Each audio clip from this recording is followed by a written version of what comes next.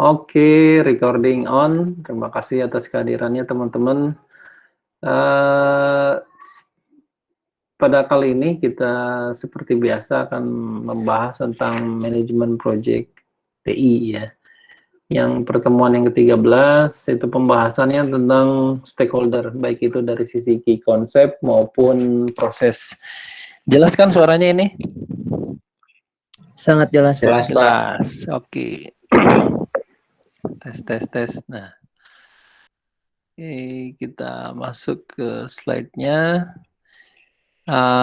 Oke, kita stakeholder. Jadi pembahasan yang pertama adalah tentang stakeholder. Coba saya minta ke Mas Nehemia. Mas Nehemia, tolong dibacain dulu ya, biar Mas Nehemia juga tambah hafal nih. Tolong dibacain, Mas. Ya. Stakeholder are individuals or group of individuals that may affect or influence the project or may be affected by the project or perceived themselves to be affected by the project. Udah ya, oke.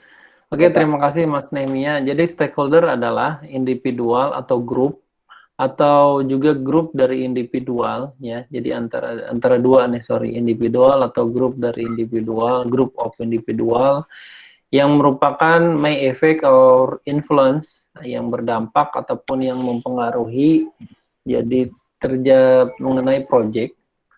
Lalu dia juga affected, yaitu affected itu berdampak gitu ya. Kalau ini efek aja, kalau ini affected secara past tense, affected the project, lalu perceive itu themselves to be affected the project. Jadi setelah memang berdampak dan mempengaruhi dari project, perceive itu jadi akan semacam menerima dari project itu sendiri outcome-nya ataukah output-nya gitu dari project tersebut.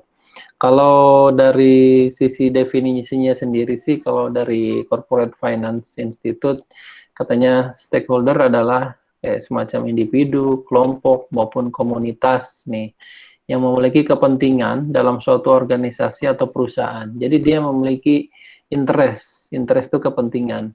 Dan stakeholder juga memiliki kemampuan untuk mempengaruhi atau dipengaruhi ya. Jadi tidak hanya affect tapi juga affected. Oh, ini ada Mbak Indah datang nih. Oke, selamat datang Mbak Indah. Mau mana? Udah di accept tapi nggak masuk. Oke, tadi kita sampai ke stakeholder memiliki kemampuan mempengaruhi atau dipengaruhi dari bisnis atau proyek tersebut. Contoh dari stakeholder kayak pegawai atau karyawan, pelanggan atau konsumen, investor ya. Kalau misalnya kita menginvest di satu bisnis atau usaha, kita juga bisa disebut sebagai stakeholder.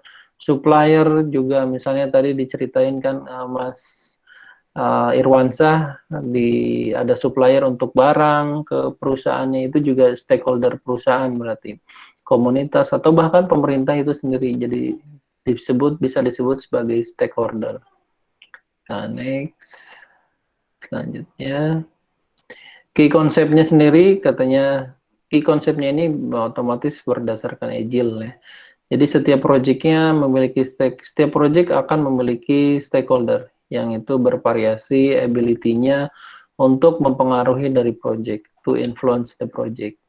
Dan studies berarti dipelajari secara highlight karena memang penting importance dari struktur pendekatan yang terstruktur untuk identifikasi prioritas maupun engagement dari stakeholder. Yang ini karena dia memang penting stakeholder tersebut, maka penting juga dari project manager khususnya ataupun project management dia melakukan proses identifikasi, memprioritaskan dari stakeholder ataupun engage itu semacam kita keterikatan gitu, hubungan relationship dengan semua stakeholder yang ada. Kalau misalnya bisnis yang baik, relasi dengan semua stakeholder juga baik.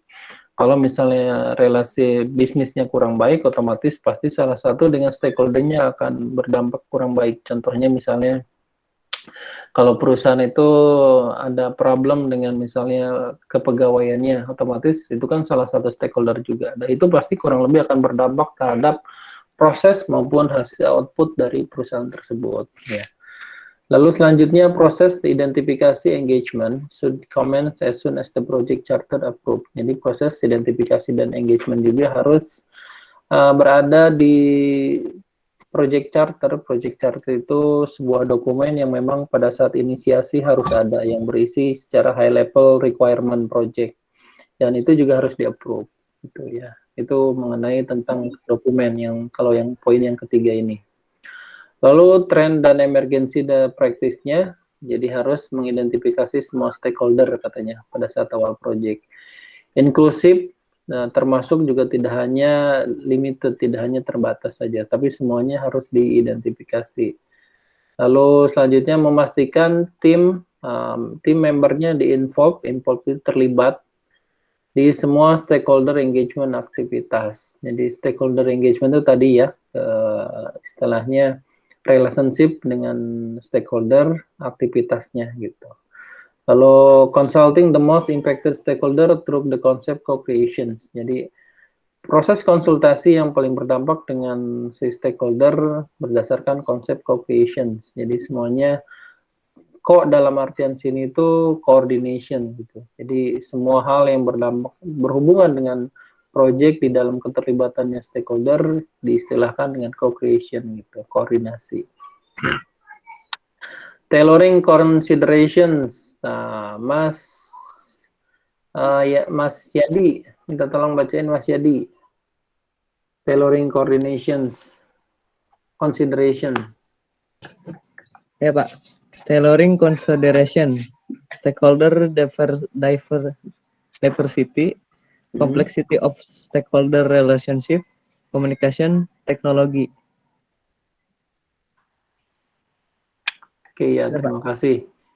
Jadi pertimbangan tailoring consideration itu penyesuaian dari pertimbangan yang ada di stakeholder ini. Yang pertama yang harus dipertimbangkan adalah diversity. Diversity itu perbedaan, beragam istilahnya, keanekaragaman. Jadi stakeholder itu pasti beraneka ragam dong. Tidak hanya homogen tapi heterogen di dalamnya. Banyak orang atau banyak pihak yang terlibat. Selanjutnya juga complexity of stakeholder relationship. Kompleksitas dari hubungan stakeholder itu juga harus dipertimbangkan. Lalu communication teknologinya. Nah, karena si stakeholder itu beragam, bisa jadi tidak dalam satu daerah atau lokasi bahkan ya. Apalagi dengan kondisi sekarang COVID memungkinkan kita tidak bisa untuk bersatu dalam semuanya dalam satu tempat. Bahkan kuliah ini saja kan kita online. Makanya penggunaan konsiderasi teknologi itu sangat diperlukan sebagai bagian dari agar proses tetap berjalan, namun dengan metodologi yang berbeda dengan tambahan dari communication teknologi tersebut. Selanjutnya pertimbangan untuk agile dan adaptive environment katanya. Ini pertimbangannya untuk agile dan adaptive. Jadi approach-nya kalau yang tadi metodologi yang masih tradisional atau yang masih common practice, yang sekarang dengan model adaptive environment. Yang pertama untuk agile method mempromosikan secara agresif transparansi. Jadi bukan berarti agresifnya ini agresif semacam agresif yang aneh, tapi transparansi secara fully gitu dari awal sampai akhir. Dengan konsep agile ini semuanya transparan, baik prosesnya, laporannya, apa yang sedang dikerjakannya gitu di dalam project itu transparan. Dan this will accelerate sharing information, dan itu akan diakselerasi sharing informasinya quickly surface any misalignment. Jadi jika terjadi adanya misalignment, dependency dan other issue akan di quickly surface, akan diselesaikan dengan cepat gitu. Lalu selanjutnya require stakeholder active engagement katanya. Untuk yang stakeholder dilakukan dengan aktif engagement ya, tidak hanya engagement biasa saja tapi juga aktif. Jadi selalu melakukan comment and report ataupun setelah melakukan report, misalnya di informasinya ini project status hari ini sudah dikerjain sampai ini saja. Lalu tidak hanya report saja, lalu kita juga meminta feedback bagaimana, apakah ada tambahan, apakah ada kekurangan. Nah, itu bagian dari yang namanya active engagement. Dan partisipasinya juga akan bagus untuk di-facilitate timely secara waktunya, secara produktif diskusinya, dan untuk pengambilan keputusan. Gitu. Selanjutnya, nah, project stakeholder di dalam proses project management itu ada di 4 area. Yang pertama di initiating, planning, executing, dan monitoring. Adapun untuk di closing itu tidak ada aktivitas yang berhubungan dengan stakeholder. Kenapa? Karena memang proyeknya pun sudah selesai, jadi tidak ada lagi keterlibatan stakeholder di dalam proses closing. Yang ada hanya project team ataupun project manager yang untuk melakukan closing dari project. Untuk yang pertama, di initiating adalah namanya identify stakeholder, proses mengidentifikasi stakeholder. Yang kedua, di fase planning adalah plan stakeholder engagement, yaitu merencanakan istilahnya engagement tuh hubungan dengan stakeholder. Kita stakeholder nih misalnya ada 10 nih. Bagaimana cara hubungannya dengan stakeholder yang ini, tipenya ini. Kalau yang ini lebih suka informal. Kalau yang ini sukanya melalui email. Yang ini sukanya melalui misalnya telepon. Yang ini sukanya cukup di SMS juga dia sudah cukup gitu. Nah, itu dia untuk plan stakeholder itu seperti itu dari sisi communication-nya. Dan masih banyak lagi yang harus di aspek lainnya pada saat proses plan, nanti kita akan bahas. Lalu selanjutnya adalah executing process group, itu setelah di planning, itu ada namanya manage stakeholder engagement, ya. Di manage apa yang sudah tadi direncanakan. Lalu pada fase monitoring dan controlling adalah dengan monitor. Monitor ini adalah kelanjutan dari yang namanya manage dan plan. Jadi setelah direncanakan, di-manage, lalu proses yang keempat atau yang terakhir di project management adalah hanya monitor stakeholder-nya. Jadi manakala dia sesuai, oke, dicatatkan sesuai. Manakala ada ketidaksesuaian, dicek lagi seperti apa planningnya sudah sesuai atau belum. Begitu untuk monitoring stakeholder ya. Kita lanjutkan untuk identify stakeholder, itu purpose-nya adalah proses mengidentifikasi stakeholder. Ini udah jelas ya, kita cepat saja singkat.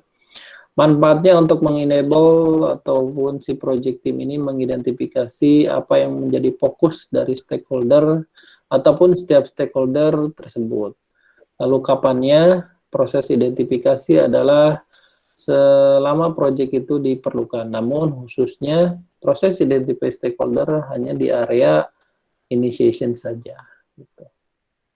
Nah, ini identify stakeholder ITTO-nya, inputannya apa, tools tekniknya apa, dan outputnya apa. Gitu. Ini bisa dilihat, inputnya berarti semua dokumen dan semua hal yang berkaitan dengan bagaimana cara mengidentifikasi stakeholder. Ini teknik untuk dengan stakeholdernya seperti meeting, data analisis, export judgment berarti konsultasi dengan ekspor.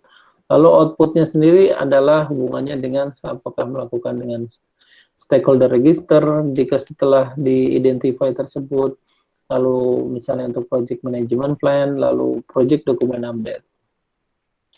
Kita next selanjutnya untuk identify stakeholder, ada istilah yang namanya data representations. Jadi data representation adalah sebuah metode untuk mengkategorikan stakeholder dan membantu tim untuk membangun hubungan relationship dengan identify stakeholder katanya. Nah, ini ada semacam matriks ataupun hubungan antara interest dengan power. Jika yang horizontal ini, kurva horizontal adalah interest, ya. Jika yang kurva ini ke atas secara vertikal adalah ke power ataupun kekuatan ataupun kekuasaan gitu. Jika secara interest itu ketertarikan, ya, ataupun mirip-mirip dengan influence juga interest itu. Kalau misalnya semakin tinggi interestnya, dia biasanya akan semakin keep involved. Contohnya di kuliah ini saja, jika teman-teman interest dengan mata kuliah ini, pasti teman-teman akan terinvolve dan manage secara closely gitu. Namun jika hanya kurang interest dan dayanya pun kurang ada, teman-teman hanya monitor saja, di WhatsApp pun hanya read saja, tidak komen, tidak apa, dikasih tugas juga tidak mengerjakan, diberi materi juga tidak dibaca. Nah, kurang lebih seperti itu. Interest dengan power. Ya? Oh, ada yang komen tuh. Nemia. Selanjutnya ya, tuh berarti Mas Nehemia itu saking interestnya dan memiliki daya yang cukup sehingga semua keluarganya diinvolve untuk mengikuti kuliah ini, yaitu salah satu bagiannya.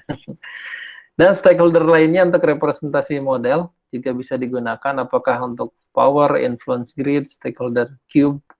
Namun ini contohnya saja, influence, impact grid, silence model, representasi model yang lainnya. Tapi sih kebanyakan dengan representasi ini juga sudah cukup secara sederhananya. Nah, ini identify stakeholder-nya yang disebut dokumen namanya stakeholder register. Jadi kalau teman-teman nanti sudah lulus misalnya ataupun sudah berganti karir pekerjaan, nanti sama project manager yang disuruh tolong buatkan dokumen stakeholder register setelah sebelumnya identifikasi dulu stakeholder-nya. Nah, nanti teman-teman buat nih di sini. Jadi stakeholder register adalah dokumen isinya list stakeholder yang secara bersama-sama bekerja untuk requirement sesuai untuk ekspektasinya dan engagement levelnya. Dan ini adalah dokumen yang sensitif katanya. Isinya apa sih katanya? Pertama ini nama orang ya, secara individu, misalnya Paula Johnson ini. Dia role-nya project sponsor, berarti dia di organisasi ataukah bahkan senior management ataukah dia sebagai investor. Jadi kalau project sponsor tuh dia yang memang membayari dari project kita. Lalu tipenya internal, berarti dia dari internal organisasi. Communication preference-nya untuk dia lebih suka menggunakan email dan meeting katanya langsung dibanding hanya telepon. Lalu ekspektasi dia adalah on time, on budget, dan high quality deliverable. Jadi ekspektasi terhadap proyeknya. Engagement levelnya dia hanya oke, saya hanya supportive saja, tidak akan mengarahkan apa-apa. Tapi kalau misalnya project management itu perlu bantuan, nanti saya akan bantu gitu. Lalu classification modelnya adalah manage secara dekat. Boleh nanya nggak? Nanti tunggu dulu, selesaikan dulu ya. Iya, siap. Nah, dalam mode on record. Jadi biar ini. Lalu selanjutnya ada Abraham Smith, tipenya sebagai klien eksternal, meeting email bond, tapi teman-teman bisa clear ya, ini cara membacanya kurang lebih. Nanti untuk pertanyaan bisa dimasukkan ke agar tidak lupa di chatbox kita, ada kan muncul, nah di chatbox itu ditampilkan, nanti kita diskusi setelah semuanya di deliver materinya. Next ya, untuk stakeholder register kayaknya tidak ada isu ataupun hal yang ditanyakan. Nanti kalau ada pertanyaan di chatbox. Oke, Mas Yadi? Halo? Iya, Pak, iya. Ya, di chatbox ya. Lalu selanjutnya yang kita bahas untuk project stakeholder ada di fase planning, ya, yaitu plan stakeholder engagement. Bagaimana sih cara merencanakan dari stakeholder engagement itu? Oke, kita lihat dari sisi purpose-nya. Purpose itu apa? Tujuan. Nah, saya lihat ini Mbak Indah sudah hadir. Boleh tolong dibacakan, Mbak Indah? Halo, Mbak Indah. Iya, Pak. Boleh tolong dibacakan? Yang purpose itu. Betul, semuanya satu halaman itu. Oke. Plan stakeholder engagement. Purpose-nya the process of developing approach to involve stakeholders based on their needs, expectation, interest, and potential impact on the project. Benefit, profit on actionable plan to interact effectively with stakeholders when periodically Trigger the project the project as as needed. needed. Oke, terima kasih. Nah, jadi mata kuliah kita banyak nih benefitnya harusnya ya, kalau yang mengikuti. Jadi sekalian kita belajar bahasa Inggris bersama-sama juga. Oke, untuk di plan stakeholder engagement, kita bahas secara purpose-nya, secara tujuan adalah proses untuk mendevelop approach itu pendekatan. Nah, pendekatan yang akan digunakan untuk info bagaimana melibatkan stakeholder berdasarkan needs-nya, kebutuhan, berdasarkan expectation-nya, keinginannya, ekspektasi ya. Lalu interestnya apa yang menjadi mereka ketertarikannya gitu, interest itu. Lalu potential impact on the project, potensial yang berdampak dari projectnya terhadap mereka. Lalu benefitnya memprovide actionable agar mereka bisa action yang direncanakan aksinya itu, dan interact itu berinteraksi secara efektif dengan stakeholder. Lalu selanjutnya bagaimana atau kapan si plan stakeholder itu engagement dikerjakan ya, secara periodik selama project itu dan selama diperlukan. Next, plan stakeholder itu untuk ITTO-nya ini dokumennya, project charter itu pasti, dan project dokumen lainnya. Adapun untuk tekniknya juga masih sama, kurang lebih di data gathering dan meeting. Outputnya hanya satu, stakeholder engagement plan.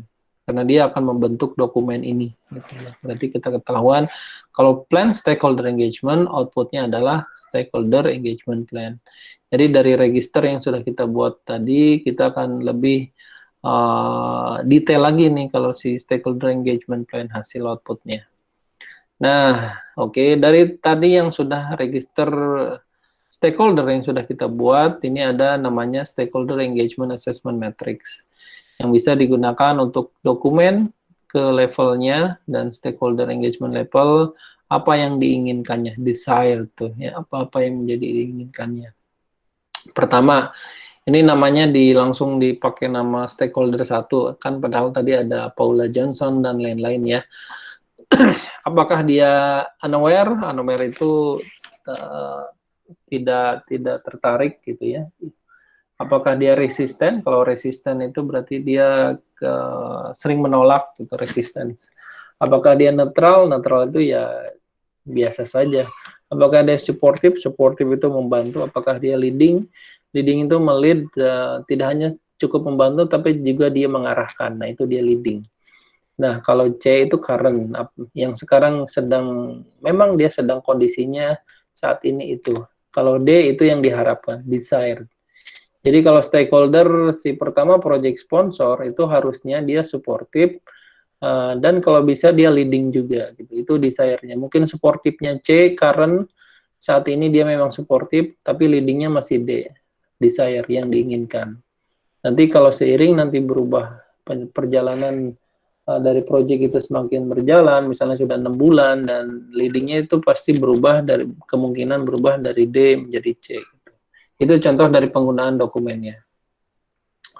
Selanjutnya plan stakeholder engagement, ada stakeholder engagement plan, ini hanya definisinya saja ya, sebagai bagian dari project management plan untuk mengidentifikasi secara strategis dan aksinya untuk mempromosikan stakeholder secara produktif keterlibatannya di dalam project, pengambilan keputusan dan eksekusinya.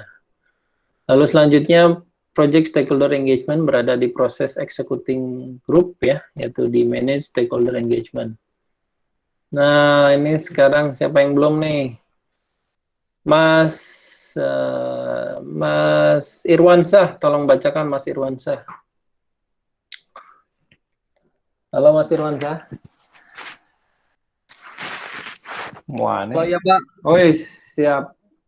Tolong Yang mana, dibacakan nih, ini yang manage stakeholder engagement yang ketiga ini ya, sebelum nanti yang terakhir itu monitor. Manage stakeholder engagement. Purpose-nya the process of comforting with stakeholder and making sure that their expansion and are being need address and issues and keeping in the stakeholder support and insert to the project range with the plan. Benefitnya allows of the project manager to increase support and manage resistance for stakeholder. When apa nih Pak? Terujat ya Pak? Through God the project. Terujat the project. Thank you. Ini through God. Oke, terima kasih. Kita lihat, manage stakeholder engagement. Berarti ini ada di area yang namanya proses eksekusi, manage ya. Tujuannya adalah untuk proses mengkomunikasikan dari si stakeholder dan make sure, memastikan ekspektasinya adalah tercapai, being meet tapi lampau, met jadinya. Tercapai dan address any isu dan mengalamatkan setiap isunya. Jadi isu yang ada tuh poskan sesuai dengan problem solving atau klasifikasinya. Dan keeping the stakeholder support dan tetap menjaga untuk support stakeholder dan ketertarikannya terhadap project yang berhubungan dengan plan-nya sesuai dengan yang sudah direncanakan within the plan itu seperti itu. Lalu benefitnya, manfaatnya adalah untuk memperbolehkan seorang project manager meningkatkan supportnya, bantuannya, dan meminimize resistance. Resisten itu penolakan dari stakeholder ya. Jadi agar stakeholder semuanya setuju, sepakat, dan support semua. Itu manfaat dari manage stakeholder engagement itu. Lalu when-nya itu sepanjang dari project. Ya, namun khusus untuk si manage, dia berada di area eksekusi tersebut. Ini adalah si ITTO-nya seperti biasa, input, tools, teknik, dan output-nya.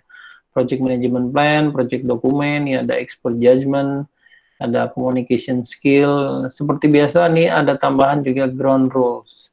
Ground rules adalah istilah untuk semacam, jadi bukan rule tanah ya, ground atau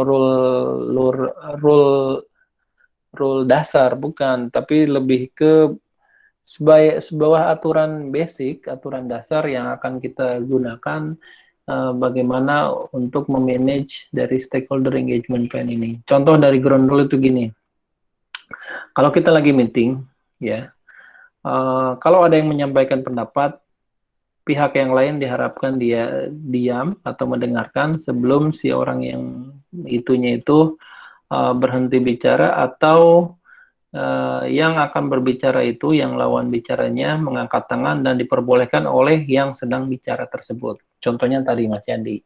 Ya, Mas Yadi mau komen, Mas Yadi tunggu dulu, saya selesaikan dulu. Nah, itu bagian dari ground rules. Ground rules ada yang memang dicatat, ada yang memang tidak dicatat, gitulah. Istilahnya kayak kita norma kehidupan sehari-hari itu bagian dari ground rules juga. Namun memang tidak tercatat. Tapi juga ada yang tercatat seperti misalnya pasal, undang-undang, adat istiadat, itu bagian dari ground rules yang tidak tercatat gitu. Istilahnya seperti itu. Oke, selanjutnya output, ada change request, ada project management plan, ada project document update, yaitu change log, issue log, dan stakeholder. Itu yang berubah jika terjadi ada update di manage stakeholder engagement ini. Lalu interpersonal dan team skill. Jadi interpersonal itu tentang soft skill ini, kecakapan kita dalam hal memanage diri sendiri untuk berhubungan dengan orang lain, itu interpersonal. Lalu team skill adalah skill secara tim kita. Jadi kita lihat bawah ini. Coba Mas Yadi. Halo Mas Yadi yang belum nih. Mas Yadi udah belum ya?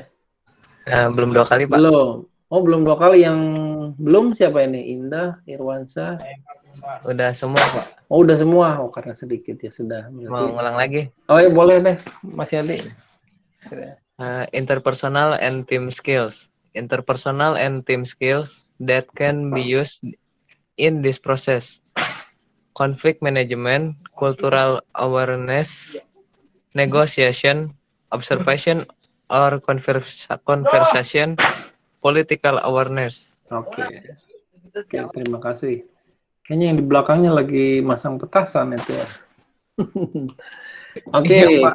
kita bahas ya interpersonal dan team skill itu bisa digunakan untuk proses di bawah ini. Contohnya, kalau ada konflik, ya, konflik itu tidak harus konflik yang keras saja, tapi konflik perbedaan pendapat, kesalahpahaman antara kita dengan teman, antara kita dengan rekan kerja, itu ada namanya konflik manajemen. Teman-teman bisa googling lagi apa itu konflik manajemen gitu secara baik dan benar, bagaimana langkah kita, tapi lebih tepatnya semuanya berhubungan dengan emotional intelligence kita. Jadi kitanya harus manage emosi kita sendiri. Kalau ada orang yang lagi bertengkar, bukan lantas malah kita jadi marah, ikut-ikutan marah kepada mereka. Jadi kita secara baik-baik kepada mereka, bicara, diskusi secara tenang, cooling down, itu agar mereka juga bisa memperhatikan.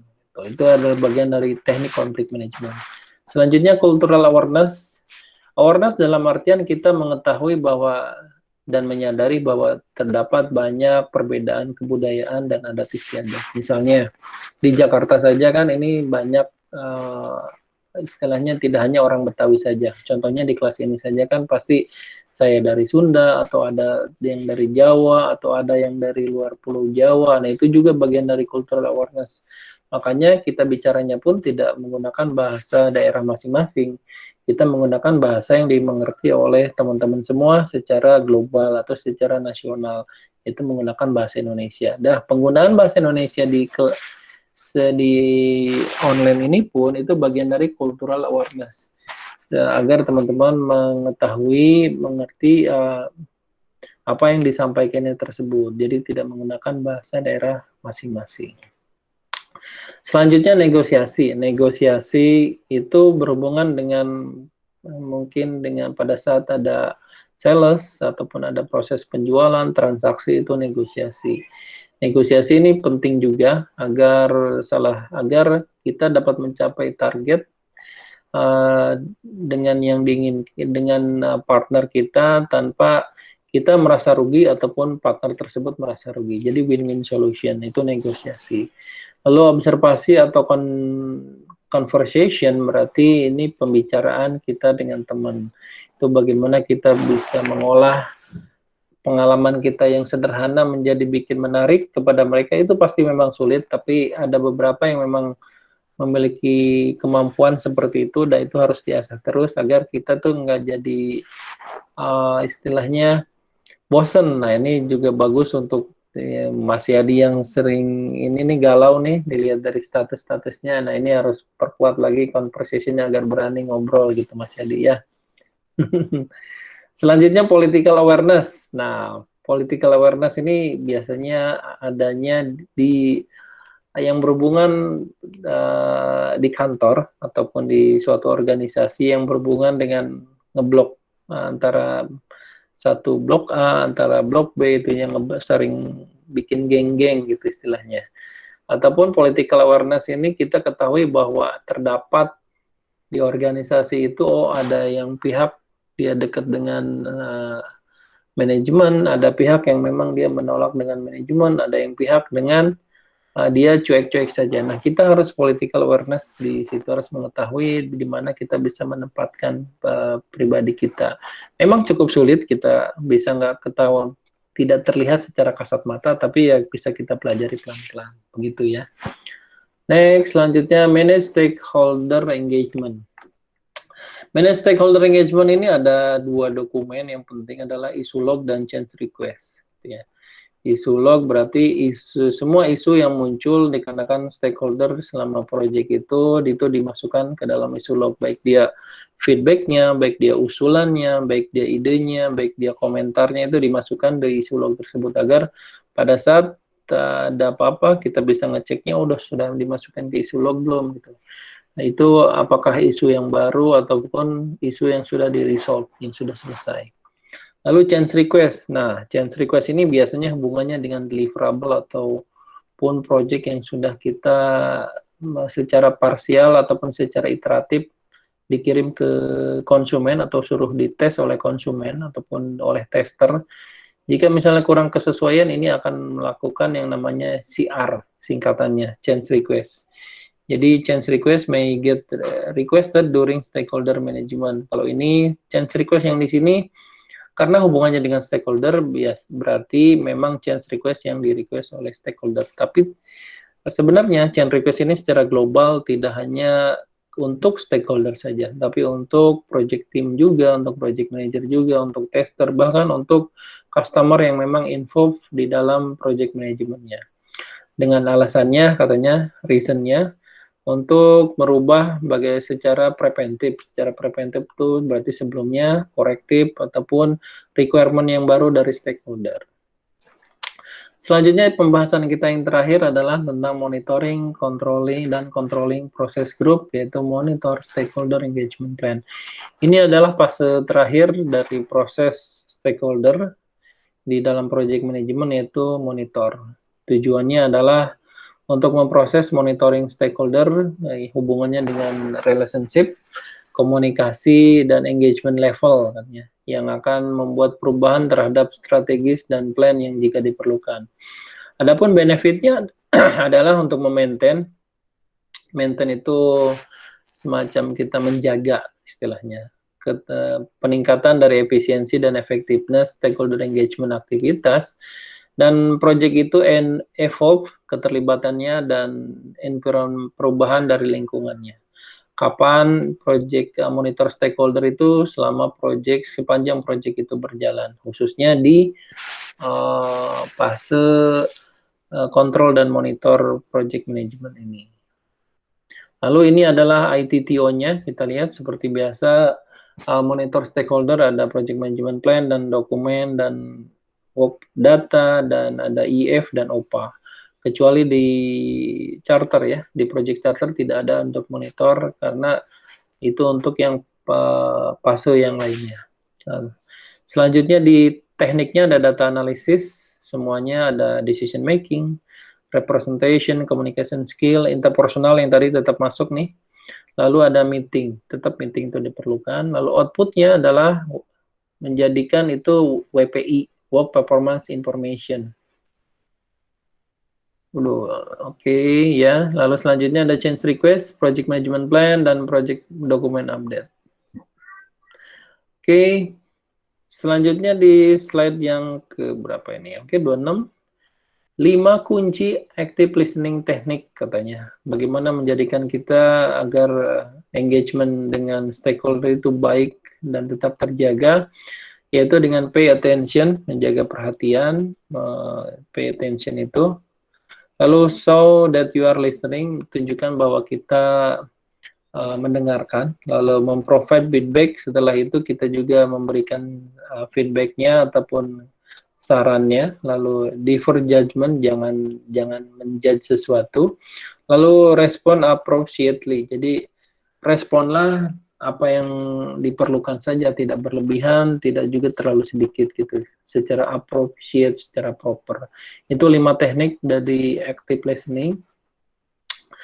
Nah, di slide yang 27 sebelum thank you, ini ada Badley James Model for Political Awareness. Nah, tadi sudah dibahas bahwa political awareness hampir ada di setiap organisasi, baik di kantor maupun di bahkan di tempat Mas Yadi juga itu pasti ada Mas Yadi, walaupun di organisasi edukasi sekalipun itu ada untuk political awareness. Dan ini adalah bagaimana cara kita mengetahui model dari political awareness, yaitu dengan Badley and James model. Yang pertama adalah dengan playing psychological games, dengan bermain dengan games psikologi. Lalu ini secara political unaware, ya.